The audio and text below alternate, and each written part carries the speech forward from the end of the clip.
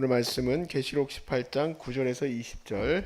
그와 함께 음행하고 사치하던 땅의 왕들이 그가 불타는 연기를 보고 위하여 울고 가슴을 치며 그의 고통을 무서워하여 멀리 서서 이르되 화 있도다 화 있도다 큰 성 견고한 성 바벨론이여 한 시간 안에 내 심판이 이르렀다 하리로다. 땅의 상인들이 그를 위하여 울고 애통하는 것은 다시 그들의 상품을 사는 자가 없음이라. 그 상품은 금과 은과 보석과 진주와 세마포와 자주 옷잠 옷감과 비단과 붉은 옷감이요 각종 향목과 각종 상아 그릇이요 값진 나무와 구리와 철과 대리석으로 만든 각종 그릇이요 계피와 향료와 향과 향유와 유향과 포도주와 감람류와 고운 밀가루와 미리오 소와 양과 말과 수레와 종들과 사람의 영혼들이라. 바벨론아 내 영혼이 탐하던 과일이 내게서 떠났으며 맛있는 것들과 빛난 것들이 다 없어졌으니 사람들이 결코 이것들을 다시 보지 못하리로다. 바벨론으로 말미암아 치부한 이 상품들의 상인들이 그 고통을 무서워하여 멀리 서서 울고 애통하여 이르되 화 있도다 화 있도다 큰 성이여 세마포 옷과 자주 옷과 붉은 옷을 입고 금과 보석과 진주로 꾸민 것인데 그러한 부가 한 시간에 망하였도다. 모든 선장과 각처를 다시는 선객들과 선원들과 바다에서 일하는 자들이 멀리 서서 그가 불타는 연기를 보고 외쳐 이르되 이 큰 성과 같은 성이 어디 있느냐 하며 티끌을 자기 머리에 뿌리고 울며 애통하여 외쳐 이르되 화이또다 화이또다 이 큰 성이여 바다에서 배부리는 모든 자들이 너의 보배로운 상품을 치부하였더니 한 시간에 망하였도다. 하늘과 성도들과 사도들과 선지자들아 그로 말미암아 즐거워하라. 하나님이 너희를 위하여 그에게 심판을 행하셨음이라 하더라. 아멘. 우리나라는 40년이 넘게 일제에 수탈당했죠. 내 눈에 뭐라고요? 뭐라고 그러셨는데 나는 좀 잘못 말한 줄 알았습니다. 우리나라가 일제에 수탈당한 게 맞습니다. 안 수탈당한 게 아니고 지금 뭐 젊은 사람들도 그런 마음들이 계속 있는 거에 대해서 기쁘게 생각합니다. 잘 그런 것들을 고민하고 생각하는 게. 왜냐면 저도 이제 자식 가진 아빠로서 내 딸이 내 눈에 넣어도 안 아플 딸을 성적 놀이개로 강제로 데려가고 그리고 그때 나온 노래가 그 우리 집의 외환이라고 하잖아요. 우리 집의 외환이 꽃 찾으러 왔단다. 그러면 이제 그게 이제 그 꽃이 여자 아이들이다. 그렇게 얘기하지 않습니까? 슬픈 노래예요. 다 그때 나오는 노래들은 다 슬퍼요. 뭐 또 내 아들들을 강제 징용해가고 또 군인으로 또 데려가 가지고는 가미가제 또 자살 부대에 또 집어넣고 뭐 정말 전쟁한다고 해서는 철제에 관련된 거는 안 가져간 게 없고 진짜 숟가락부터 밥그릇까지 다 가져갔다고 하니까 정말 우리가 그 시대를 지나왔다는 게 꿈 같은 얘기죠. 꿈 같은 얘기예요. 그런데 그 일제의 압제 속에서도 잘 사는 분들이 계셔요. 제가 설교 강단이라서 욕은 못 하겠고 그런 분들이 있어요. 나라를 팔아먹었어요. 그때 당시 돈으로 지금 현재 금액으로 생각을 했던 제가 그거를 봤어요. 그랬더니 50억이래요. 야, 갖다 팔 돈이 없어서 50억에 우리나라 갖다 팔아먹어요? 그거밖에 안 돼요. 야, 아무튼 그렇게 그 돈 팔아먹어가지고 지 배불리 먹고 사는 거 준비해놓고 땅 준비해놓고 어떻게 또 일제 압제비가 돼가지고 목숨 구걸하는 게 아니고요. 같이 이렇게 목숨 구걸하는 건 뭐 그럴 수 있다고 칩시다. 왜냐면 한 세대 이상의 시간을 그렇게 지냈으니까 목숨 구걸하려고 예수 믿는 사람도 아닌데 뭐 그럴 수 있죠. 그런데 그것도 아니에요. 압제비가 돼가지고 우리나라 같은 동포를 더 갖다 팔아먹는 거예요. 어디에 누가 있는지까지도 다 알려줘가지고 괴롭게 만드는 그들 중요한 자리를 차지하고 그랬었죠. 그들로부터 자유함을 얻게 되는 날은 언제입니까? 자유함을 얻게 된 날은 일본이 망한 날이에요. 참 특이해요. 그렇죠? 일본이 망하면 우리는 산다. 일본이 망해서요. 그 앞제비들이 사라졌어요. 그러다가 또 스물스물 기어 나와서 또 옛날에 그 중요직에 차지하고 있어서 한동안 또 그게 문제였죠. 마찬가지예요. 하나님의 선한 백성이 주님의 뜻대로 살아가는 백성을 말해요. 주님의 뜻대로 살아가지 않고 같이 그냥 뭐 세상의 우상 숭배와 함께 살아가는 사람들은 여기에 포함되지 않습니다.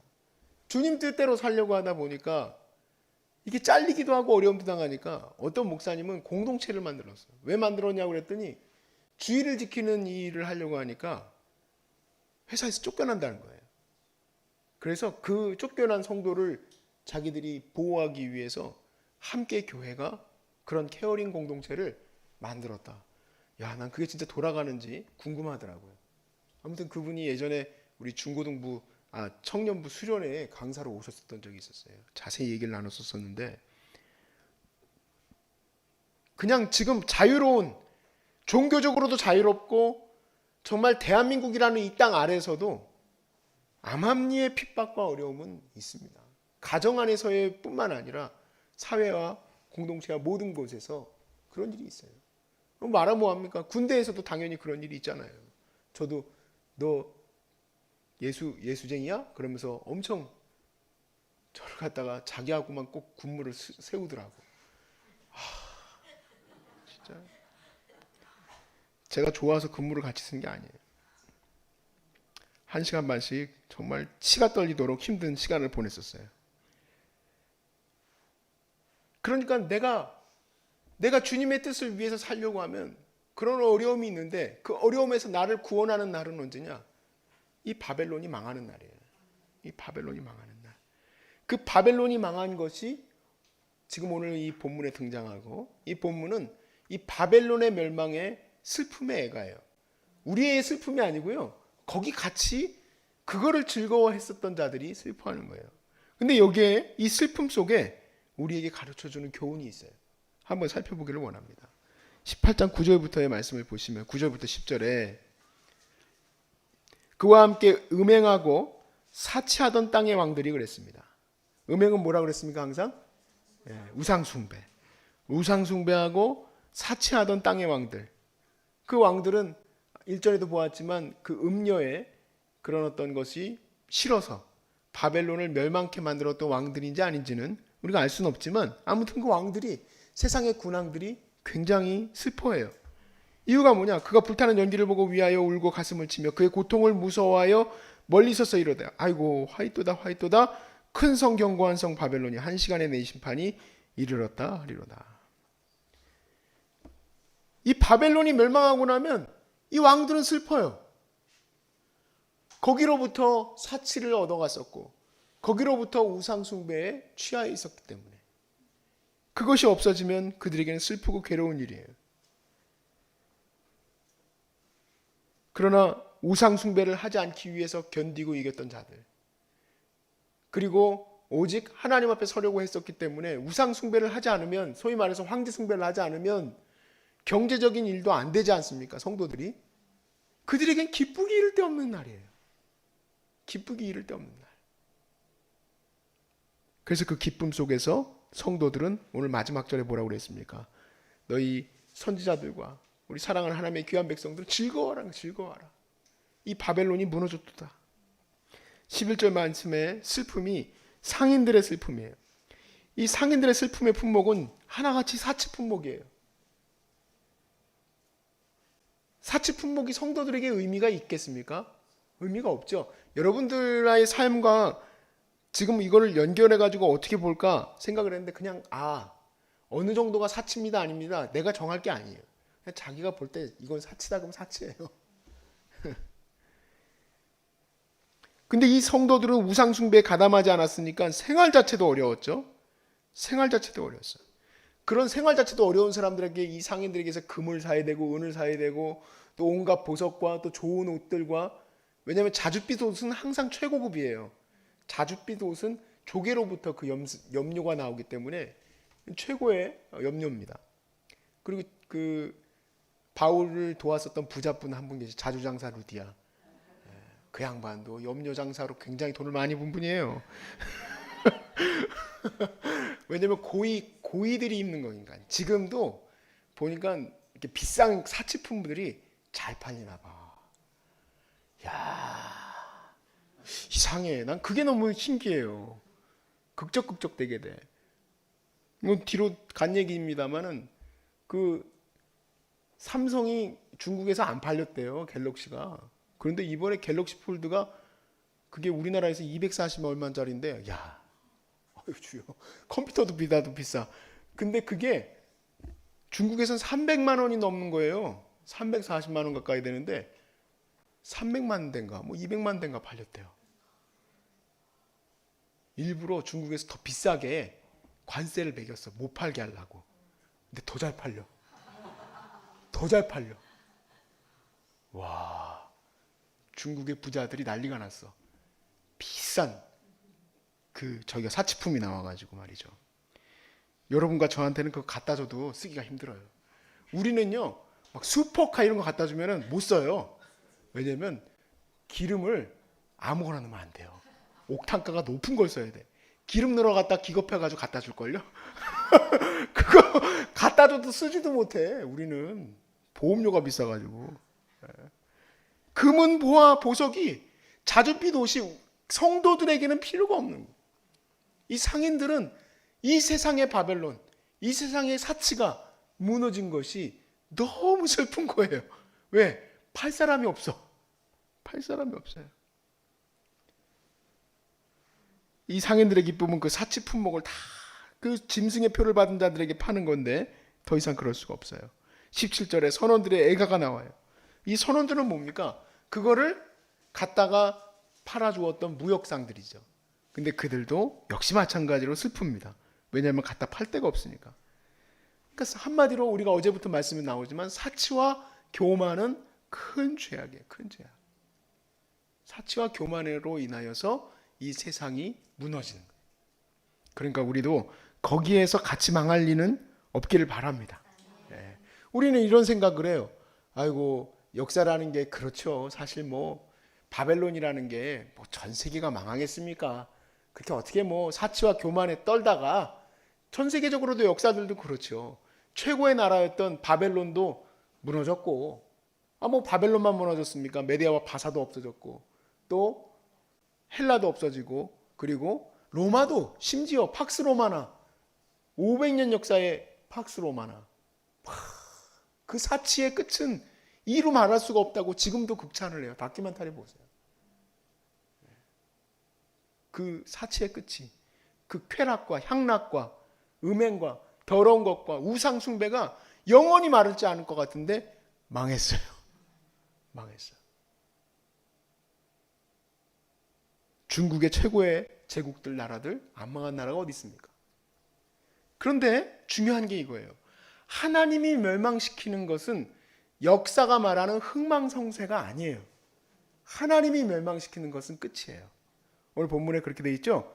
이 멸망은 더 이상 그 바벨론을 보지 못하게 할 것이다.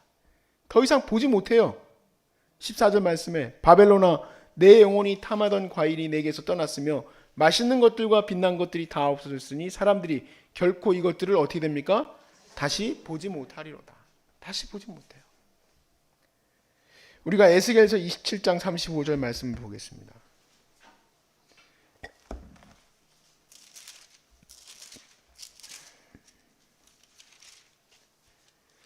에스겔서 27장 35절은 두로의 심판에 관련된 말씀의 결론인데 섬들의 주민들이 너로 말미암아 놀라고 왕들이 심히 두려워하여 얼굴에 근심이 가득하도다. 옆 나라가 망했는데 왜 근심하느냐? 왜냐하면 그 사치와 또 교만함의 어떻게 보면 표상과 같은 나라가 두로예요. 두로와 시돈. 근데 그 나라가 멸망했으니 이제 더 이상 어떻게 좋은 것들을 가져올 수 있겠느냐는 얘기죠. 그래서 27장 우리가 3절부터 6절까지의 말씀 앞으로 넘어가서 보시면 너는 두로를 향하여 이르기를 바다 어귀에 거주하면서 여러 섬 방백과 거래하는 자여 주 여호와께서 이같이 말씀하시되 두로야 내가 말하기를 나는 온전히 아름답다 하였도다. 스스로 말하기를 난 너무 아름답대요. 난 너무 좋아. 난 너무 최고야. 네 땅이 바다 가운데 있으며 너를 지은 자가 내 아름다움을 온전하게 하였도다. 스닐의 잣나무로 내 판자를 만들었으며. 우리는 스닐의 잣나무가 어떤 잣나무인지 모르겠지만 우리로 보면 그런 거예요. 일본 히노키 뭐 이런 상표다 보시면 돼요. 최고 명품. 그 당시에 최고 명품이에요. 어디에 뭐. 레바논의 백향목을 가져다가 돛대를 만들었도다. 바산의 상수리 나무로 내 노를 만들었으며 기띔섬 황양목의 상아로 꾸며 가판을 만들었도다. 그 배를 만드는 형상을 만드는 건데 이 두로의 아름다움을 만들미, 너 스스로가 만든 그 두로의 아름다움, 너를 만든 자들이 너를 아름답다 말하는도다 했잖아요. 이 아름다움은 하나님이 만든 게 아니로 이 세상의 사치와 교만으로 치장한 거예요. 이 세상의 사치와 교만으로 치장한 두로는 하나님께서 멸망시키셨습니다. 멸망시키셨어요. 두로의 본진이 대륙에 있지 않아요. 두로의 본진은 오히려 그 얼마 떨어져 있는 섬에 있어요. 그래서 천혜요새예요. 천혜요새. 함부로 치고 들어올 수가 없어요. 그런데 얼마든지 들어가는 거예요. 그래서 두로가 완전히 멸망하게 되었죠. 그때 누가 슬퍼하고 괴로워한다고 했습니까? 주변에 있는 왕들과 나라들이 또 상인들이 슬퍼하고 괴로워한다고 그랬어요. 제가 이 말씀을 읽은 이유는 두로는 역사에서 사라졌습니다. 소돔은 역사에서 사라졌어요. 바벨론도 하나님께서 부수겠다고 했기 때문에 사라졌어요. 로마도 하나님께서 멸망시키실 거라고 했기 때문에 사라졌어요. 사랑하는 여러분, 하나님께서 멸망시키신 것 영원히 사라집니다. 그런데 하나님이 회복시키는 것은 영원한 생명을 얻습니다. 이 세상의 것들을 자기 스스로가 치장하고 세워놓은 것은 한순간 무너지지만 이 세상에서의 것이 아닌 하나님 앞에 세워놓은 것은 영원히 내 것이 됩니다. 영원한 내 생명이 되어져요. 영원한 나라를 얻게 되는 거예요. 그러므로 여러분이 이 중요한 비밀을 깨달아 알았다면은 여러분 이 세상에서 무너져가는 것을 위해서 살아가는 사람들에게, 내 사랑하는 자녀들에게 그렇게 살라고 나부려 두겠습니까? 아니죠. 여러분의 제2의 자아예요. 자아. 그들이 세상에 허물어져가는 것에 자기의 기반을 두려고 하면 마치 모래 위에 자기의 집을 짓는 것과 같은 거예요. 언젠가 무너질 그 인생을 사는 거예요. 가장 확실한 인생은 하나님의 말씀 위에 세우는 거예요. 하나님의 말씀. 하나님의 말씀 위에 서 있는 저와 여러분 되시길 바랍니다. 바벨론의 애가는 우리의 슬픔이 아니라 우리에게 기쁨이에요. 일본의 멸망이 우리에게 광복이 되었던 것처럼 바벨론의 멸망은 우리에게 광복이에요. 우리의 삶이 활기를 띨 수 있게 되는 거예요. 지금 그러니까 내가 주의 말씀대로 사는 것이 힘들지언정 그것은 큰 문제가 아닙니다. 오늘도 힘을 내시고 주의 말씀 안에서 승리할 수 있기를 주의 이름으로 축복합니다.